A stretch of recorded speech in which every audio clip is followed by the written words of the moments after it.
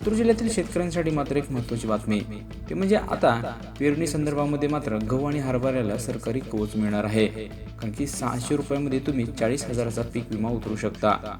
शासनाने सुधारित पंतप्रधान पीक विमा योजना चालू खरीप हंगामापासून लागू असून रब्बी हंगामासाठी ही योजना अधिसूचित मंडळातील अधिसूचित पिकांसाठी उपलब्ध आहे.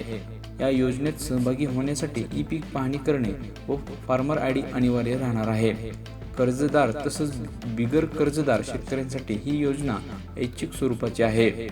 रब्बी हंगामातील ज्वारी पिकांसाठी अर्ज सादर करण्याची 30 नोव्हेंबर ही अंतिम मुदत, तर गहू व हरभरा पिकांसाठी 15 डिसेंबर अशी तारीख निश्चित करण्यात आली आहे. जिल्ह्यात ही योजना ICICI loan board, general insurance company आणि पुणे यांच्या मार्फत राबवली जाणार आहे. तरी शेतकऱ्यांनी शेवटच्या टप्प्यात गर्दी टाळावी आणि नजीकच्या बँक किंवा नागरी सुविधा केंद्रामार्फत पीक विमा संरक्षण घ्यावे, असं आवाहन देखील आता करण्यात आलं आहे.